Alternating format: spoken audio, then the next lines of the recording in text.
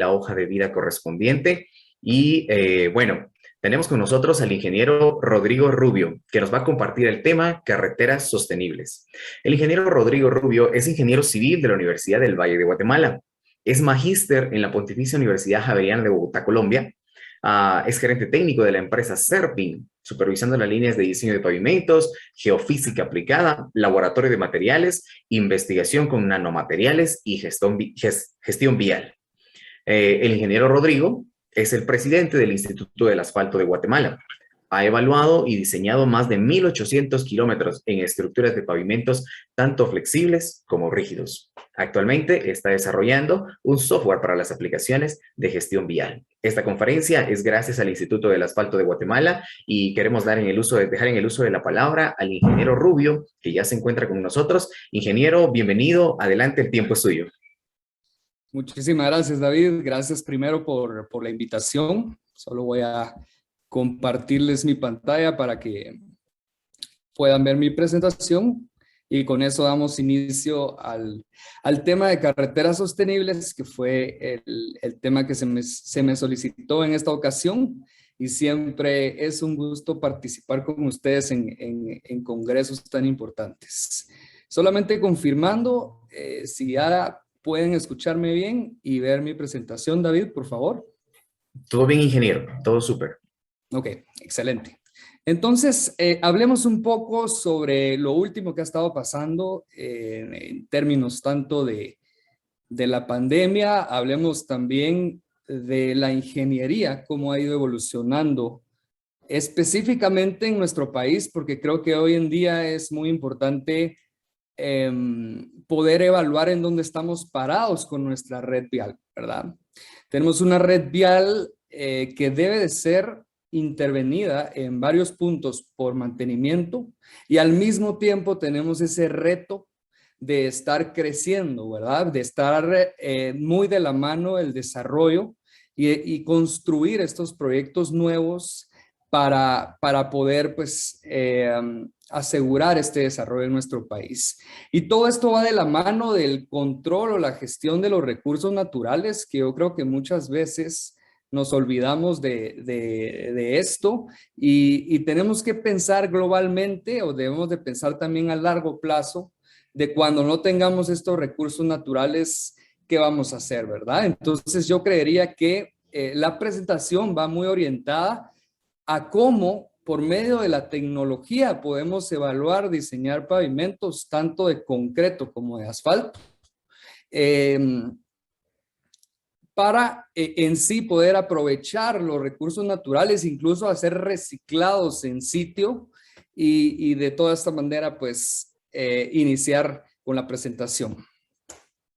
Los objetivos de la red vial. Esta diapositiva me gusta mucho porque nos permite enfocarnos hacia dónde vamos como país y hacia dónde vamos como ingenieros civiles también.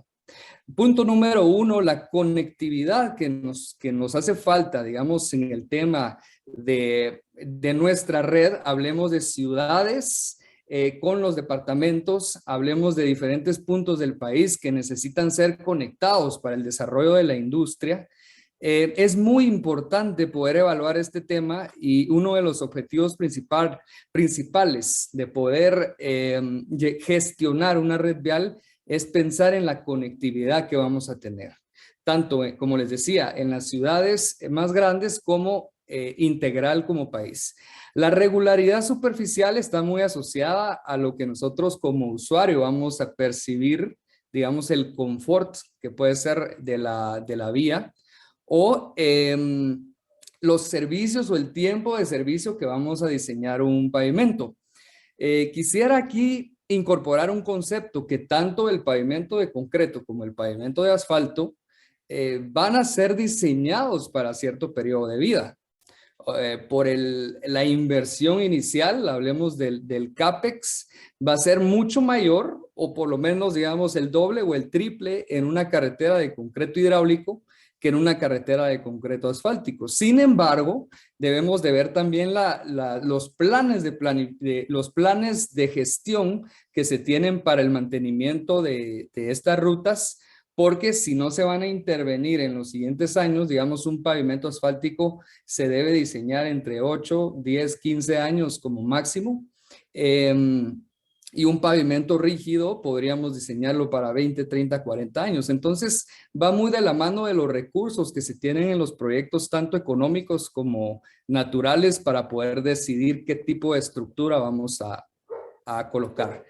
El punto número 3 aplica más a las ciudades, que es el tema de la movilidad. Yo creo que todos nos hemos enfrentado, tal vez en estos últimos meses o últimos años, no tanto por la pandemia, pero poco a poco nos vamos dando cuenta que no se ha resuelto ese tema de la movilidad, principalmente en las entradas a las ciudades o en las entradas a los puntos donde están la principal densidad de edificios y oficinas. Entonces, sí es muy importante diseñar estos elementos que permitan una distribución adecuada del tráfico. La durabilidad, como les decía, hoy en día, pues las cargas han evolucionado. Toda la parte de tránsito, los sobrepesos que tenemos han ido evolucionando, incluso las velocidades, porque mientras más lenta sea la operación de un camión, es más agresivo para la estructura de pavimento. Entonces, todo esto nos invita, o de alguna manera es necesario empezar a diseñar con materiales compuestos o materiales modificados. Digamos, un asfalto que se le puede incorporar un polímero, un concreto que se le puede incorporar fibras, o todos esos elementos en donde permitimos, o las características de estas incorporaciones pueden entrar en una matriz ya hablándolo desde el punto de vista macro, para poder mejorar la durabilidad y el tiempo de vida o de servicio de nuestros pavimentos. Y punto número 5, que en mi opinión es el más importante, es disminuir el impacto ambiental pensándolo desde ahorita. Recordemos que Latinoamérica es Latinoamérica está en constante desarrollo. Guatemala, digamos, o Centroamérica tienen unos índices altísimos de desarrollo. Necesitamos esa infraestructura. En muchos otros países de primer mundo, digamos, ya la infraestructura se gestiona y de alguna manera, pues, el desarrollo es en otro tipo de temas, ¿verdad? Para ir avanzando en la presentación, vamos a hacer una definición de qué es una carretera inteligente.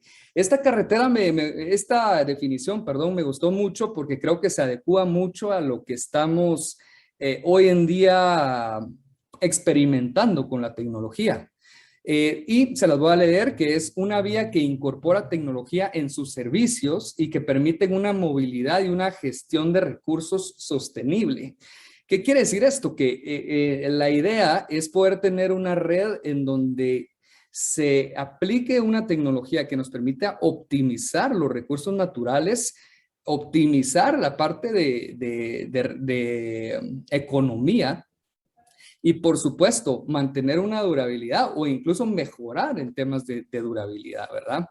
Esto lo vamos a ver ya con temas de monitoreo más adelante en algunas diapositivas, y van a ver muy interesante tanto en la parte de clasificación de tránsito como en la parte estructural, cómo podemos aplicar instrumentación que nos permitan intervenir las carreteras en el momento adecuado, ¿verdad? Muchas veces se tiene la filosofía o se tiene la creencia que la carretera, o la negligencia también, que la carretera debe de intervenirse en el momento que ya está intransitable, ¿sí?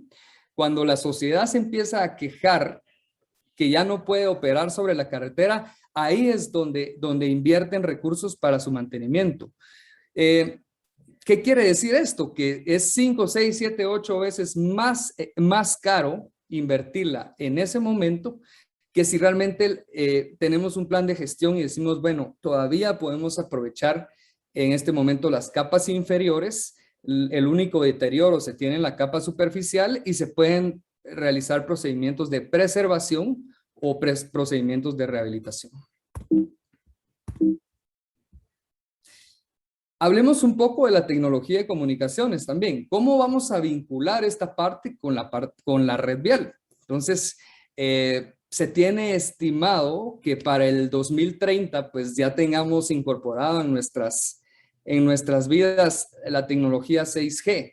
¿Qué significa esto? Que todos los elementos de la vía tienen que estar interconectados. Hablemos del peatón, hablemos del vehículo, hablemos de la carretera en sí o del pavimento, hablemos de todas las diferentes elementos que incluyan señalización, que incluyan seguridad vial y que incluyan partes estructurales también, ¿verdad? Entonces, sí, la tendencia es poder llegar a interconectar los elementos. Para esto tenemos que tener una latencia de menos de 1 milisegundo. ¿Qué quiere decir esto? Que la respuesta de estos elementos tiene que ser inmediata, no pueden tener latencia, de lo contrario no podría funcionar un sistema, habrían demasiados problemas o demasiados errores que definitivamente pues, no lo volverían viable. La descarga de los datos de 1 terabyte por segundo, esto quiere decir que todos tuviéramos esa comunicación ilimitada, esos servicios ilimitados y la descarga de información para el mecanismo de respuesta que van a tener los elementos con nuestro pavimento o nuestra red vial, va a tener que ser sin ninguna latencia y esa descarga de datos pues tiene que tener una gran capacidad. Hablemos un poco de cómo nos ha experimentado, cómo nos ha probado la pandemia. Los problemas de latencia que se tienen actualmente, los servicios de internet inestable, los retos de la movilidad y la ejecución de proyectos con muchas limitaciones por temas ya sociales que pueden involucrarse o que pueden ser producto de estas restricciones. Entonces, definitivamente una nueva prueba para la tecnología. Y yo creería que en este sentido, pues sí es muy importante ver en dónde estamos parados y empezar por el momento, pues desde ya, a poder implementar diferentes tecnologías para que en 10 años podamos tener toda esta aplicación. Hablemos un poco de la evolución de los pavimentos. Recordemos que los pavimentos más duraderos fueron creados por los romanos 312 años antes de Cristo. Y desde ese entonces se han venido iterando o se han venido mejorando, por así decir, el concepto que tenían los romanos, que era un sistema de capas superpuestas, como lo pueden ver a mano izquierda, y que poco a poco pues hemos ido mejorando el tema de materiales, los sistemas, pero en realidad no ha habido un cambio significativo desde ese entonces. Y aún seguimos trabajando con capas de granulares o con capas de minerales, con algún ligante, ya sea hidráulico o asfáltico, y que al final de cuentas pues evoluciona, pero no hay un cambio drástico que nos pueda, que podamos hablar desde ese entonces. Las carreteras solares y la carga dinámica de los vehículos, que es un tema aparte. Digamos que en esta presentación nos vamos a enfocar más en los pavimentos y en la parte estructural. Entonces, pero sí quería tocar un poquito sobre los antecedentes o el historial que se tiene en estos temas.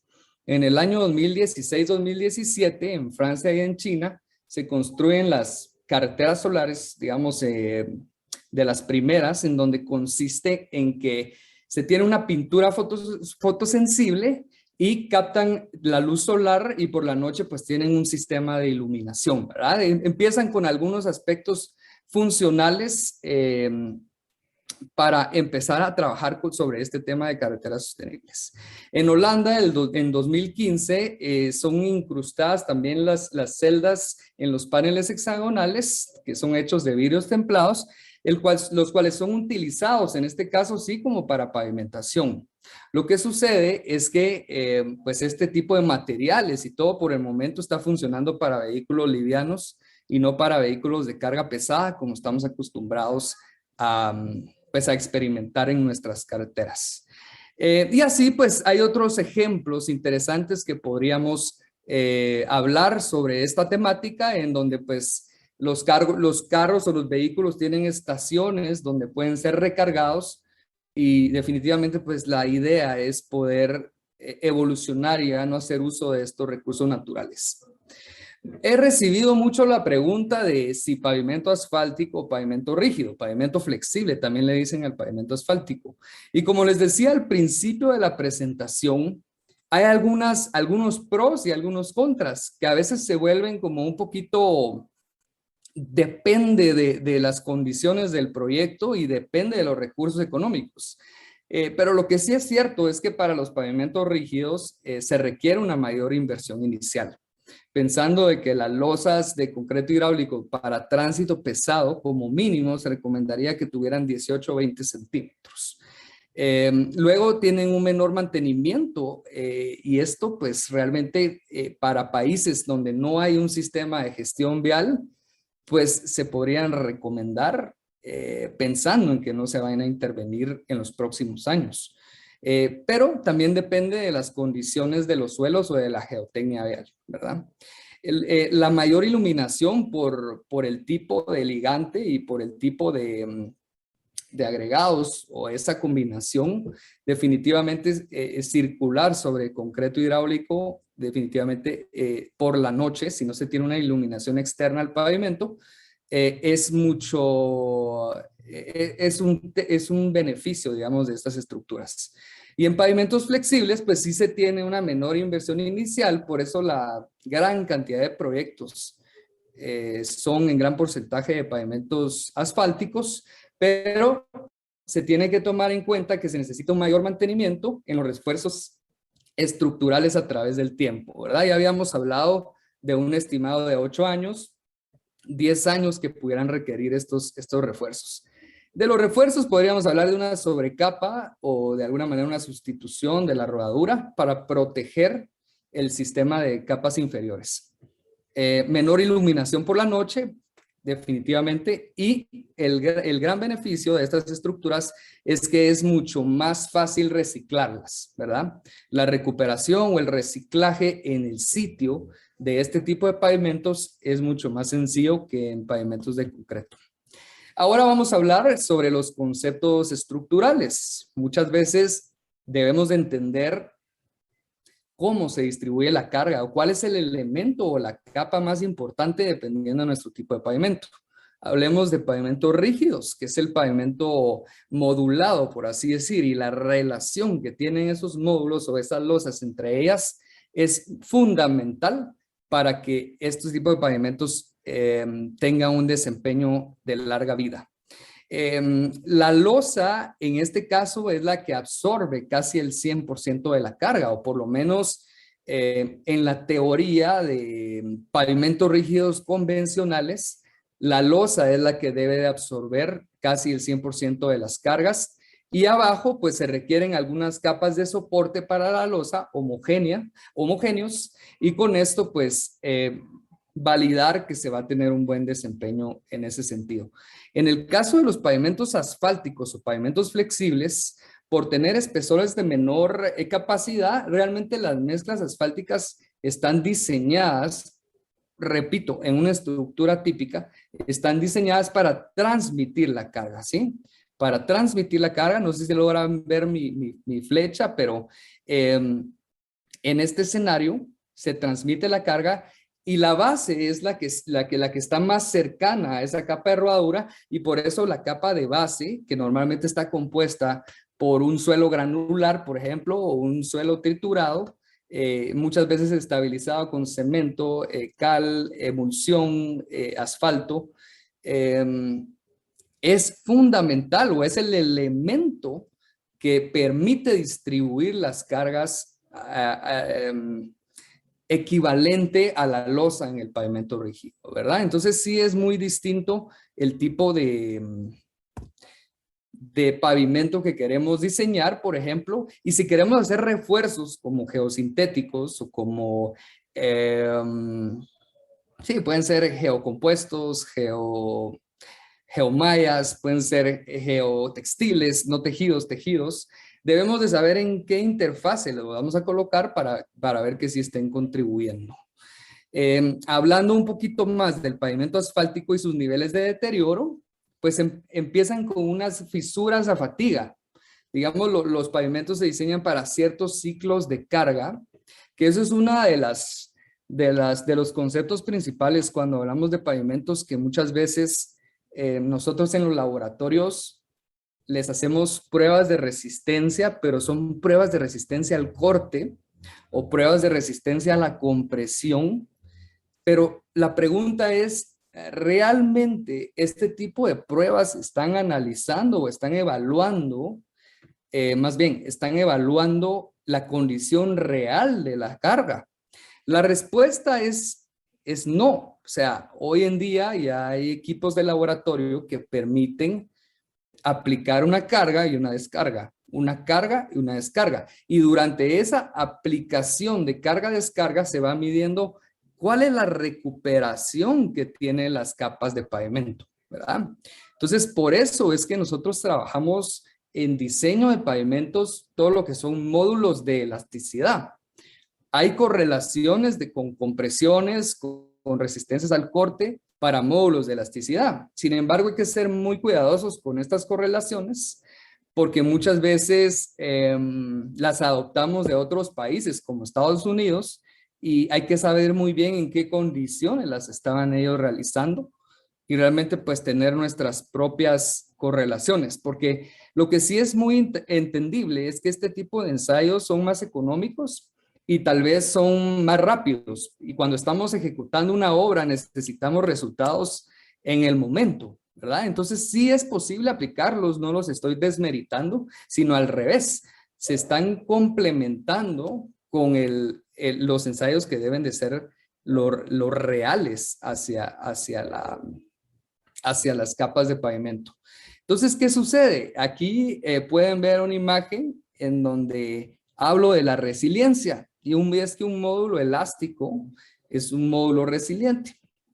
Hablemos que la resiliencia es la capacidad de recuperarse después de la aplicación de un esfuerzo. Ahí voy a corregir. Es más, un módulo resiliente es un módulo elástico. Ahí. Luego tenemos módulos dinámicos y ese puede ser otro tema. Pero el objetivo principal aquí es que, si pueden ver en la imagen de en medio, nuestra carretera va acumulando ciclos de carga, ¿sí? Y con eso va también acumulando una deformación plástica. La deformación plástica, la no recuperable, es la que me guía para la fatiga, ¿verdad? Entonces, en el momento que empiezan a aparecer estas grietas de fatiga, quiere decir que mi mezcla ya no se está recuperando porque ya acumuló suficientes ciclos de carga, ¿verdad? Entonces, aquí en ese momento es donde se debe de intervenir este tipo de capas. El problema es que evolucionan porque todavía es transitable, entre comillas, para el usuario. Sin embargo, evoluciona y empiezan a ser más susceptibles a la humedad, porque obviamente ya con grietas de mayor apertura o de mayor abertura, tenemos mayor infiltración de humedad. Y todos los materiales en condiciones saturadas son complicados. Vamos a hablar de ese tema también ahorita, de la saturación o de la condición de susceptibilidad a humedad. Entonces, realmente aquí tenemos el concepto de módulo elástico. Como les mencionaba en la diapositiva anterior, tenemos unas capas superpuestas. Está la subrasante, está la subbase, la base, ya sea estabilizada o sea triturada, y luego la carpeta, que es el concreto asfáltico o la mezcla asfáltica, o concreto hidráulico en caso de ser pavimento rígido. Cada una de estas capas tiene un módulo elástico, ¿verdad? Que es, cada una de esas capas va a contribuir con su módulo elástico cuando se estén distribuyendo las cargas. Entonces, es sumamente importante ver en qué momento estos módulos elásticos ya han perdido magnitud para lograr conservar los módulos elásticos de las capas inferiores y solamente estar sustituyendo a través del tiempo la primera capa, ¿verdad? Esto se lo convierte en algo más económico. Estamos maximizando la parte económica realizando una gestión de pavimentos. Ahora hablemos del pavimento rígido o el pavimento de concreto hidráulico. ¿Cuáles son los mecanismos de falla o cómo podemos nosotros detectar si el pavimento ya necesita mantenimiento? Lo habíamos hablado en el concreto asfáltico, que empiezan a aparecer fisuras por fatiga que evolucionan a un cuero de cocodrilo o a grietas que ya pues en un futuro tienen que ser recicladas o de alguna manera pues trabajada la estructura nuevamente. En el pavimento rígido todo inicia con la diferencia de alturas entre losas. Y esa diferencia de alturas entre losas se llama escalonamiento. El problema del escalonamiento es que cuando está operando el camión sobre una losa escalonada o dos losas escalonadas, una de las losas empieza a cargar más que la otra losa. Digamos que el 80% de la carga se va para una losa y el 20% para la otra. Y el sistema modular de los pavimentos rígidos está diseñado para que se comparta la carga, ¿verdad? Entonces, lo más cercano al 50% se comparte en una losa y el otro 50% en la otra. Entonces, sí es sumamente importante ir monitoreando este tipo de diferenciales o de escalonamientos. ¿Qué pasa si lo dejamos evolucionar o si no le ponemos atención a este tipo de reparaciones? Empezamos a tener agrietamientos de esquina, empezamos a tener agrietamientos transversales longitudinales en bloque, y el concreto sí tiene un detonante de falla mucho más agresivo. Yo creo que todos ustedes han operado sobre losas en mal estado y de alguna manera es menos transitable que un asfalto en mal estado, porque el asfalto, por ser flexible, se va acomodando de alguna manera a la rodera o a la rodera de los vehículos. Entonces, a lo que puede evolucionar es a la última foto, que es completamente destruida la capa de rodadura, y esto pues ya provoca infiltraciones altas de humedad en la base y no digamos pues accidentes, ¿verdad? Entonces es importante monitorear el escalonamiento, que también se hace con la eficiencia de transferencia de carga y un soporte homogéneo de la losa. Distribución de cargas dinámicas. Lo que les mencionaba en un principio es que las cargas en el pavimento rígido, como les decía, son absorbidas en su mayor cantidad o en su mayor porcentaje por la losa. Y en el pavimento flexible, la base cumple un factor muy importante.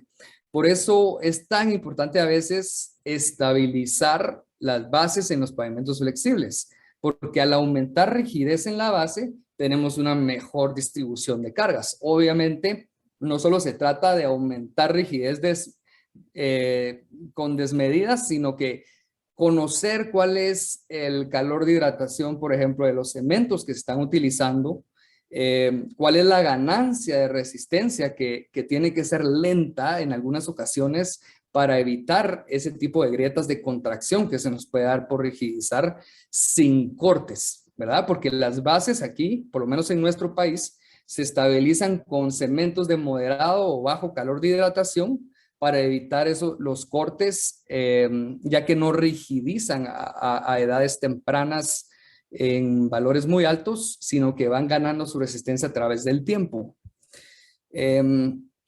Ahora hablemos un poco de la tecnología que se tiene para la evaluación de los proyectos. Los sistemas de levantamiento de deterioros ya están compuestos por cámaras de alta resolución, incluso en drones también para hacer un levantamiento de deterioros o monitoreo de las rutas. Y todo eso es para ir revisando ese tipo de patologías que les estaba mencionando, como las fisuras o el tema de los escalonamientos.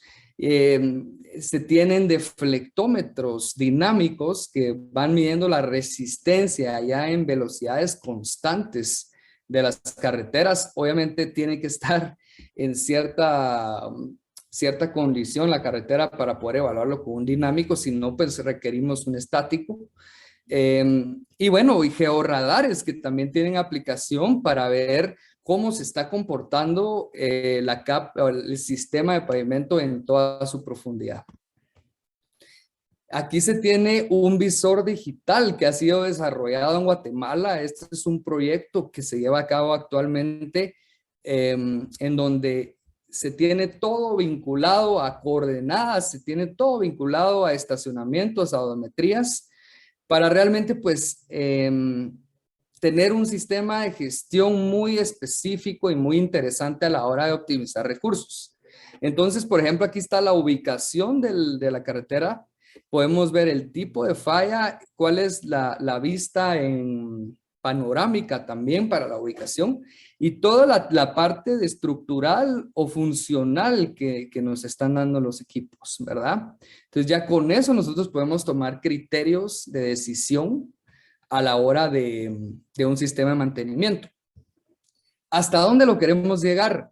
Este sistema tiene dos versiones. Tiene la versión de aplicación práctica que se puede aplicar en los proyectos o en las obras de hoy en día. Y tiene una versión de investigación o más específica en donde permite monitorear o instrumentalizar la evolución de una fisura. Digamos que la evolución de una fisura nos va a decir en qué momento la fatiga ya nos está afectando para las capas inferiores. Y en ese momento poder entrar con un equipo con una maquinaria de rehabilitación y poder sustituir la capa. Entonces, hay sistemas de láser que son las que permiten ir haciendo esta medición de los deterioros e incluso para poder llegar en un momento a decir, bueno, si voy a hacer un sellado de grietas, poderlo cuantificar. Luego, ¿cómo va a evolucionar el software? De alguna manera, se tienen diferentes clasificaciones. La clasificación verde, que ya es en función de lo que se ha clasificado anteriormente, son proyectos que actualmente están en operación y no necesitan mantenimiento. Y entonces todos estos algoritmos, todas estas clasificaciones me van diciendo cómo está mi red en condición, tanto funcional como estructural, porque muchas veces podemos decir, bueno, la condición funcional es buena, pero la estructural, el otro año vamos a empezar a ver en la superficie el problema. Entonces ahí es donde podemos intervenir. Métodos de preservación que son en color amarillo, que ya son técnicas más económicas, pero que nos permiten prolongar la vida como unos 2 o 3 años más antes de la intervención de rehabilitación. En el número 3, que es en color anaranjado, lo que ya necesita un refuerzo estructural, que eso puede ser una sustitución de una capa o una capa adicional. El número 4, que ya tiene fallas de grado medio o de grado alto, en donde ya se necesitan reciclar en el sitio y volver a trabajarlo. Y claro, el número 5, que es el que no queremos llegar, que son los rojos, que es una reconstrucción total de la carretera. Que eso es parte de un descuido ya de una gestión vial ineficiente. Y eso sí es un pozo sin fondo cuando hablamos de condiciones económicas, ¿verdad? Es un proyecto 5, 6, 7, 8 veces más caro que si nos hubiéramos quedado en los pasos anteriores. Luego viene la parte importante que es durante la ejecución de la obra. Yo les había estado hablando durante el monitoreo, ya cuando se reciben, incluso cuando no se ha sacado el proyecto todavía. Pero esto tiene que ir en un círculo de la mano de las diferentes fases. Digamos, el control de calidad que se debe llevar durante la obra es muy importante y debe de controlarse como punto número 1, la regularidad que va a tener o el perfil longitudinal que vamos a ir corrigiendo desde la capa inferior hasta tener la capa superficial. Hay un parámetro muy conocido que es el IRI, el Índice Internacional de Rugosidad, que es el que se revisa en la capa superficial para poder aceptar una carretera, una obra o recepcionar. Y luego, pues la condición o la capacidad que tienen las capas en sus módulos elásticos o ante la recuperación elástica. Para esto se tienen tecnologías como deflectómetros de impacto, en donde yo puedo simular la carga de un camión y ver cuáles son los módulos elásticos que tiene cada una de mis capas. Estos son ensayos completamente no destructivos que idealmente se deben de calibrar con ensayos convencionales, pero en menor cantidad, ¿verdad? Y luego, pues se tienen algunos perfilómetros láser que permiten conocer la regularidad que se va a tener a nivel de la capa de rodadura. Entonces, si logramos regularidad y logramos módulos elásticos según lo especificado en el diseño, vamos a tener un proyecto de alta calidad. Entonces es importante irlo revisando en cada una de las fases para lograr llegar a la fase final. Como les decía, el IRI, que empieza en 3 metros por kilómetro, puede irse mejorando con la colocación de más capas. Más o menos una capa absorbe 0.8, 0.7 puntos de IRI, ¿verdad? Lo que se ha estado recepcionando en los últimos años son IRIs entre 1.8 y 2.8 o 3. Entonces, ya sabemos más o menos cómo catalogar a las empresas ejecutoras y cómo exigirles ese parámetro. Guatemala es un país con altos índices de precipitación. Yo creo que nos dimos cuenta el año pasado, es un ejemplo también con los huracanes que entraron, y también con los altos niveles de precipitación en algunos departamentos más que otros, pero que tiene Guatemala. Entonces nosotros debemos de pensar a la hora de diseñar una mezcla o materiales en que van a trabajar en condiciones saturadas muchas veces. Es ahí lo importante, porque las mezclas no deben de tener altos contenidos de vacíos que permite infiltrar el agua con altas velocidades y erosionar las capas inferiores. Y a veces pues están los pavimentos condicionados a trabajar incluso completamente inundados. ¿Qué se tiene para la susceptibilidad a la humedad? Se tienen aditivos, por ejemplo, promotores de adherencia. Se tiene que saber la compatibilidad que tiene el asfalto con el agregado e incluso a veces el mismo asfalto con el asfalto, ¿verdad? En condiciones húmedas es que empiezan a aparecer estas grietas que tienen un aspecto blanco en donde la humedad se queda almacenada. Entonces, esto es una seña de que ya está teniendo problemas de adhesión y cohesión el agregado con el bitumen, ¿verdad? El bitumen en condiciones saturadas se envejece más rápido, se oxida, y eso hace que se desprendan los agregados del asfalto. Aquí podemos ver algunos esquemas gráficos en donde el detonante es la carga dinámica, la carga pesada en condiciones saturadas con una mezcla que no tiene promotores de adherencia o no tiene, digamos, una afinidad del agregado mineral con el bitumen. Definitivamente pues vamos en invierno a empezar a presentar fisuras por susceptibilidad a la humedad. Para esto se tienen equipos de control de permeabilidad de campo. Las mezclas densas, mezclas abiertas, dependiendo de cuáles sean el tipo de mezcla, se debe cumplir con cierto parámetro de infiltración, de velocidad de infiltración.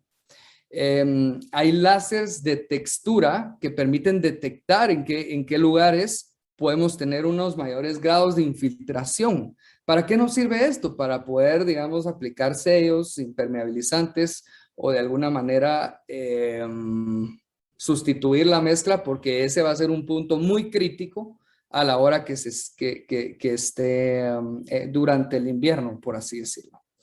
Estos son unos ejemplos reales de lo que hemos encontrado en varias mezclas de nuestro país.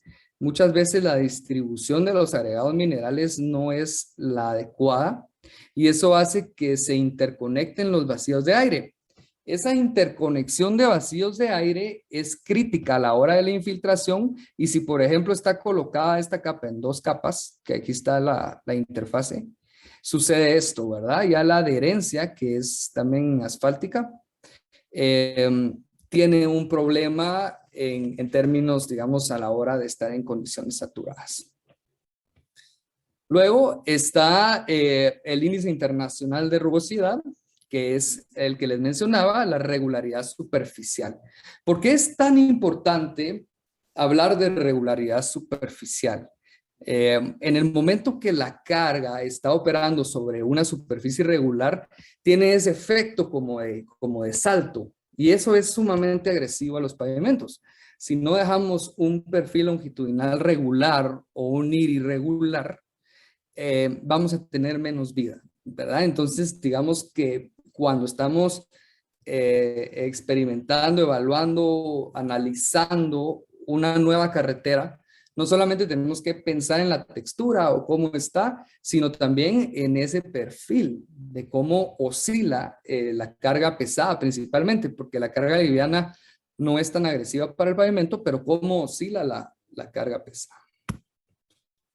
Los factores que influyen en el índice internacional de rugosidad, que es el IRI, es en el momento que se está colocando, por ejemplo, la mezcla, y ese camión empieza a golpear a la terminadora, definitivamente se tiene un problema de... empieza a chocar con la terminadora y empieza a oscilar.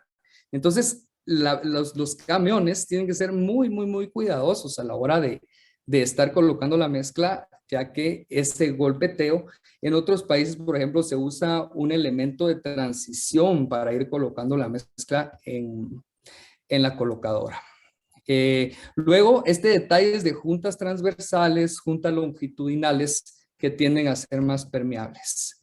Ahora hablemos de control de calidad en rugosidad y textura. Es muy diferente cuando hablamos de textura o de rugosidad. Esto es un ejemplo muy claro, digamos, la longitud de onda de la textura es mucho menor, si se dan cuenta, que es la roja que pueden ver ahí, que la longitud de onda de la rugosidad. Entonces, en este caso vamos a ver una rugosidad mala, que como les digo, va más con la oscilación del camión, y una textura mala, que eso va más con una mezcla, por ejemplo, segregada, que puede ser permeable. En este caso tenemos una buena rugosidad, o sea, se trabajó muy bien la mezcla, pero el problema es que el diseño de la mezcla era muy abierto, no tenía suficiente asfalto y se creó una textura demasiado abierta. Entonces, ese tipo de comparaciones es muy importante. O se tiene el tercer punto, que es una buena rugosidad con una buena textura, ¿verdad? Que es lo que se trata de alcanzar. También hemos experimentado con proyectos de buena textura, pero se tiene una mala rugosidad. Entonces, esos son los dos factores funcionales que deben de pensarse. Como les decía, la macrotextura está en una longitud de onda menor que la del IRI, que es una longitud de onda mayor. Aquí podemos ver un ejemplo de la macrotextura, que es cómo se va a infiltrar el agua en el momento de haber una mala distribución. Soluciones para prolongar la vida útil. Se tienen tratamientos de preservación, digamos las lechadas asfálticas, que son más económicas y que de alguna manera nos permiten tener 2-3 años para la siguiente rehabilitación. Los micropavimentos y los dobles tratamientos superficiales. También hablemos un poco de los geocompuestos. Muchas veces, más que todo en las ciudades, por los bordíos no podemos reforzar una capa colocándole una encima. Entonces, aquí es donde optamos por aplicar, por ejemplo, un geocompuesto que nos permite trabajar a tensión a la hora de tener deformaciones muy altas. O también cuando no se tiene pues, el presupuesto para la colocación de 3, 4, 5 centímetros más, este puede ser un elemento que también pueda contribuir. Recordemos que los geocompuestos también sirven para evitar la reflexión o retardar la reflexión de grietas a la superficie. Esto es muy importante, que es las propiedades hidráulicas que mejoramos a la hora de incorporar geocompuestos, que lo que hace es automatizar, digamos, la gota de humedad, disminuir la velocidad para que no erosione las bases. Entonces, todo esto es de gran beneficio. Y por último, pues la mejora en la uniformidad de la estructura. Como pueden ver aquí, esta funciona a tensión, digamos, los geocompuestos. A mí me gusta hacer esta asociación que es, por ejemplo, la viga de concreto y acero. En el momento que falla el concreto, el acero empieza a trabajar y en este caso en pavimentos, en el momento que falla el concreto o el concreto asfáltico, empieza a trabajar. Que no falla, sino que se deforma lo suficiente, empieza a trabajar a tensión el geocompuesto para distribuir mejor las cargas en sentido horizontal. Aquí hay unos ejemplos de cómo se aplican los geocompuestos en algunos proyectos para la colocación de una nueva capa. Ahora, hablemos un poco de la disminución en el impacto ambiental. Ya habiendo conocido los números de IRI, con el simple hecho de tener un IRI, por ejemplo, de 1.52, es como tramo se estarían emitiendo 240 gramos por kilómetro de emisiones de dióxido de carbono. Ahora, con un IRI de 9, que es lo que nosotros acostumbramos a ver en las carreteras deterioradas, estamos casi triplicando a 600 gramos por kilómetro de emisiones de gases contaminantes al medio ambiente. ¿Qué quiere decir esto? Que realmente toda la parte de gestión y la parte de regularidad de los pavimentos está muy vinculada al impacto ambiental que vamos a tener como red.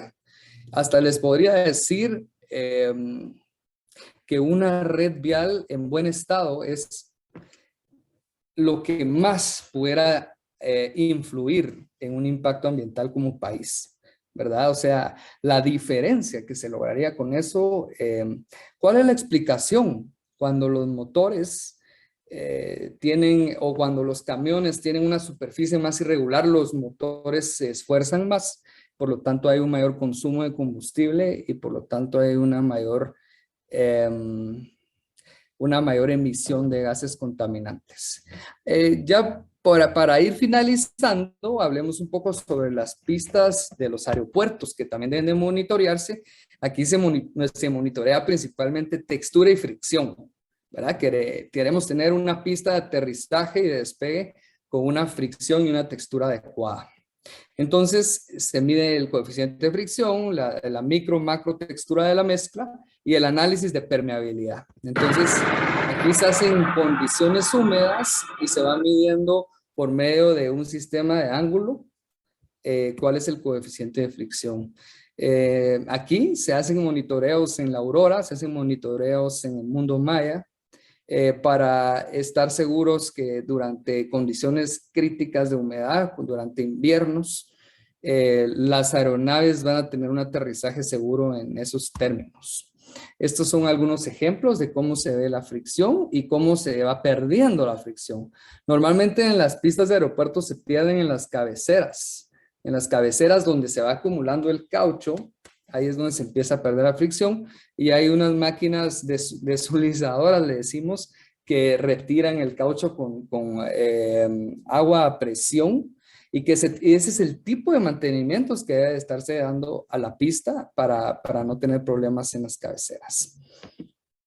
Luego, la gráfica de los módulos elásticos. Cuando hablamos de módulo elástico, tener en mente que este va variando en todo el año, ¿verdad? Si nosotros logramos empezar a tener estos registros de los diferentes departamentos o zonas del país, de cómo nuestros módulos elásticos de todas las capas van a ir variando a través del año, esto nos podría dar unos diseños mucho más óptimos y mucho más al centavo, por así decirlo, ¿verdad? Si se dan cuenta aquí, los módulos de menor capacidad van de abril a agosto, en este caso, que es donde está las mayores temperaturas, porque estamos hablando aquí de un módulo elástico de asfalto que es susceptible a la temperatura.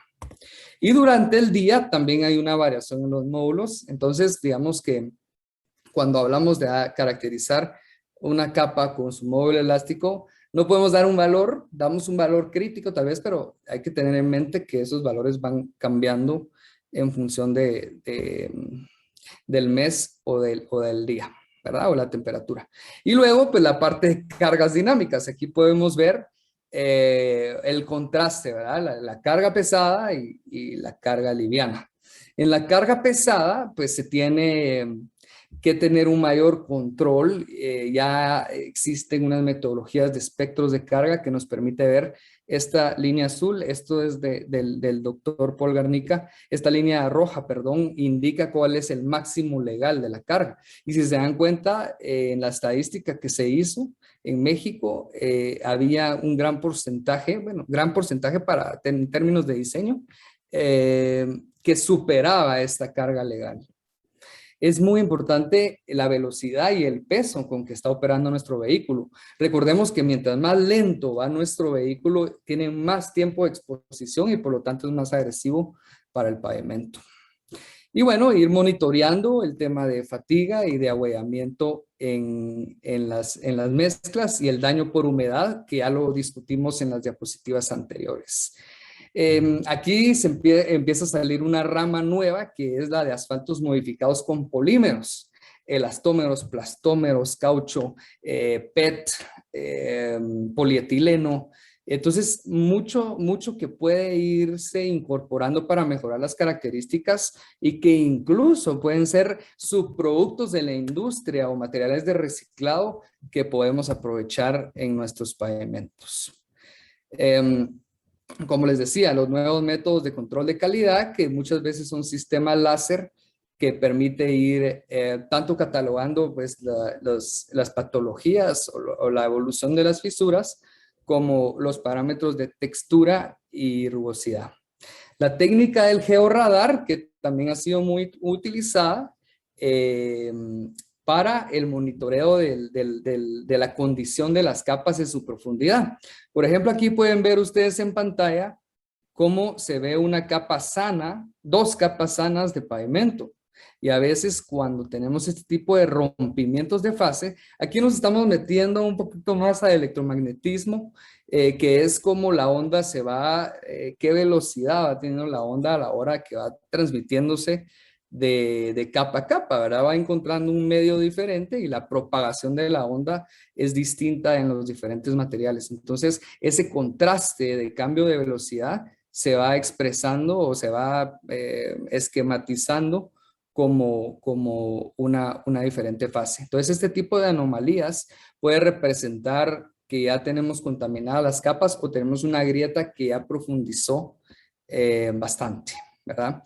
En otros países se tienen sistemas para hacer la calibración de diseños o ir optimizando más. Se tienen algunas pistas de carga acelerada. En este caso es carga que sí es piloteada y tienen ciertos pues, parámetros de peso y hay segmentos que pueden ser de 50 a 100 metros en donde van probando diferentes estructuras con diferentes subrasantes, diferentes bases, diferentes carpetas de rodadura. Aquí en Guatemala lo hemos hecho, pero lo estamos haciendo en la red vial del país, ¿verdad? Con ciertas condiciones. Luego nos vamos a la parte de evaluación y diseño. Aquí tenemos la categoría A, que es como nosotros recepcionamos o como vemos un tramo nuevo. La categoría B es donde ya debemos de intervenir para hacer una sustitución o una rehabilitación. Y la categoría C es donde ya se necesita una intervención mayor. Como les decía, son diferentes equipos en la fresadora a la hora de hacer rehabilitaciones, la recuperadora a la hora de hacer ya reciclados en sitio y cuando se tiene que volver a trabajar todo, que ya es 10 veces más caro. Entonces, esos 3 escenarios para que los tengan en la mente de por qué es tan importante una gestión vial.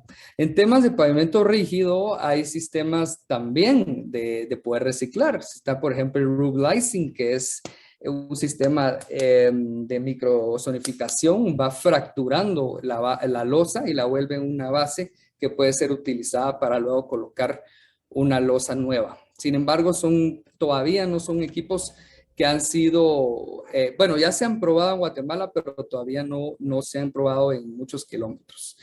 Para finalizar con la presentación, quisiera resaltar esto, que lo más importante para llevar a cabo un sistema de gestión vial o esta parte de tecnología de materiales aplicada, es importante la interacción profesional que vayamos a tener de las diferentes especialidades. Hablemos de alguien que quiera tener una especialidad en pavimentos, alguien en la parte geométrica, en la parte hidrológica, en la parte financiera, en la parte administrativa, en la parte de programación o de sistemas.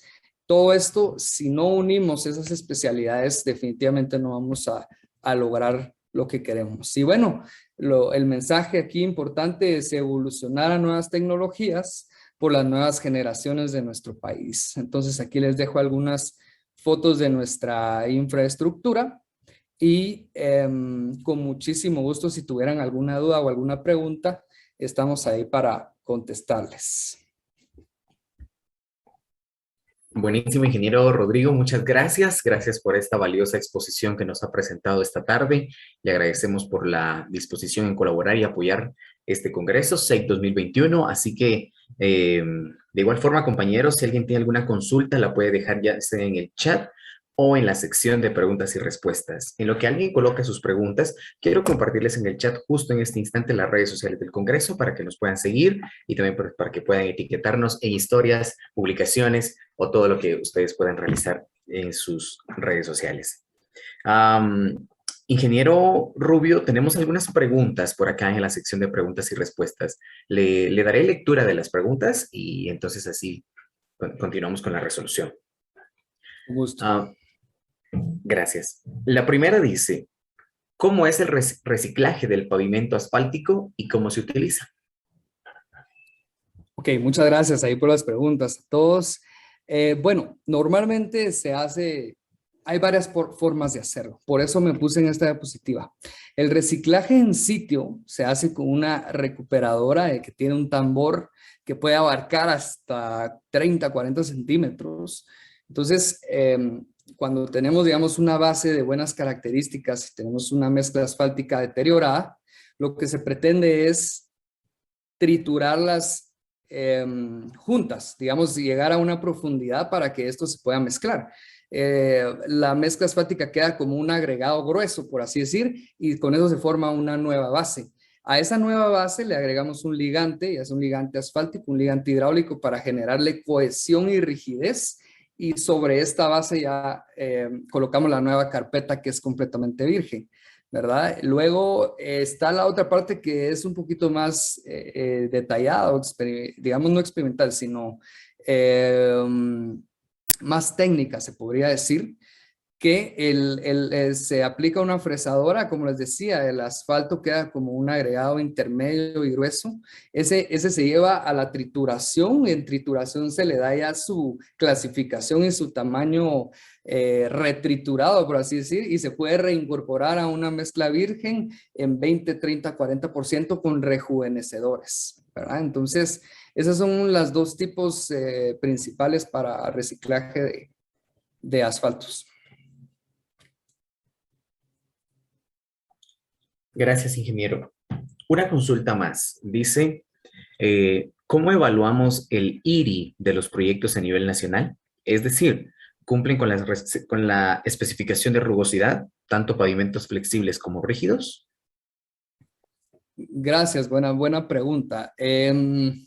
Primero, el iris se evalúa por medio de un perfilómetro láser. Es este equipo que pueden ver a la izquierda. Este láser va midiendo un perfil longitudinal. Digamos que el iris lo pudiéramos calcular también o con una estación total. Lo que pasa es que es muy tardado o con equipos un poquito más antiguos, pero el más actual es un perfilómetro inercial que por medio de un láser va tomando las medidas de irregularidades. ¿Y el IRI qué significa? El IRI, si se dan cuenta, está en unidades de metros por kilómetro. Entonces es cuántas irregularidades se encontraron en un kilómetro. Entonces, si yo tengo un IRI de 3, son 3 metros acumulados de irregularidades que encontré en un kilómetro. Entonces, ¿cómo se mide el IRI en nuestra red vial? Pues se tiene la capacidad, digamos, con un perfilómetro de hacer 200, 250 kilómetros diarios que pudieran tener una base de datos en cuestión de un mes de toda nuestra infraestructura de cuál es el IRI, que pudiera funcionar como un parámetro de decisión a la hora de gestionar los mantenimientos. Voy a regresar a esa parte de los colores, ¿verdad? De cuándo es mantenimiento menor, preservación, refuerzo, reciclado, reconstrucción. Pudiera ser el IRI un parámetro que nos permita hacer esta clasificación. Gracias, ingeniero, muy amable. Tenemos algunas consultas más. Por cuestiones de horario, vamos a darle lectura a 2 preguntas más y luego continuaremos con nuestras ponencias. Tenemos una consulta más, ingeniero. Dice, ingeniero, En base al uso que se le da a las carreteras, en un inicio se calcula el número estructural. ¿Cómo cambia este en función del deterioro, como presentaban las imágenes? Muy buena pregunta también. Entonces, el número estructural es un parámetro que entra de AASHTO 93. AASHTO 93, para el cálculo del número estructural, tiene tres variables. La primera es aporte estructural, la segunda es el de espesor y la tercera es el coeficiente de drenaje. Entonces, en el aporte estructural, nosotros acostumbramos a ponerle, ese es un rango de 0.07 a 0.40, dependiendo si es una subbase, una base o una carpeta. Entonces, realmente ese aporte estructural es el módulo elástico, ¿verdad? Entonces hay diferentes nomogramas donde uno, por medio del módulo elástico, encuentra el aporte estructural, o hay algunas ecuaciones que lo permiten hacer también. Entonces, ahí es donde entra, ¿verdad? Entonces, por ejemplo, cuando yo voy perdiendo módulo elástico porque ya acumulé ciclos de carga, ese aporte estructural que es una de las variables que para el cálculo del número estructural va disminuyendo. Entonces, yo empiezo con un número estructural de 5, después de 2 años que ya se acumularon cierta cantidad de ejes, voy a tener 4.8, 4.7 después, y va a haber un punto donde ya está tan fatigado que ya mi descendencia va a ser mucho más rápida. De un 3.5 puedo pasar a un 2.3 en cuestión de 1 o 2 años. Entonces, ahí es donde se relaciona el número estructural por medio del módulo, porque siempre ha ingresado por medio del coeficiente de aporte. Gracias, ingeniero. Y la última consulta que nos hacen por acá nos preguntan lo siguiente. ¿Es buena práctica el mantenimiento vial que se realiza en época de invierno? ¿Cuál es el impacto?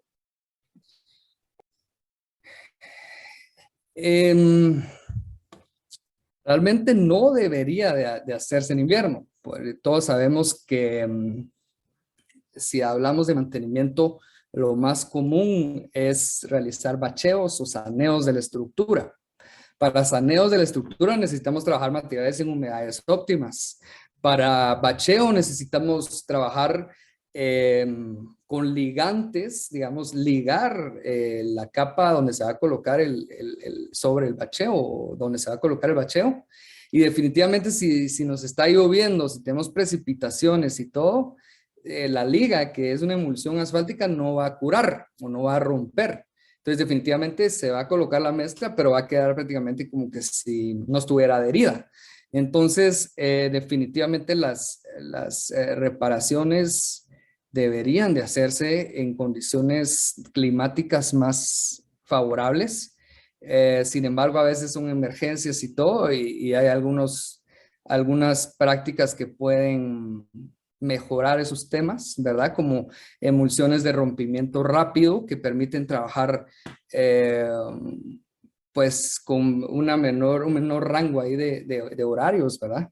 Y otras más, pero sí, definitivamente creería yo que no es lo más recomendable.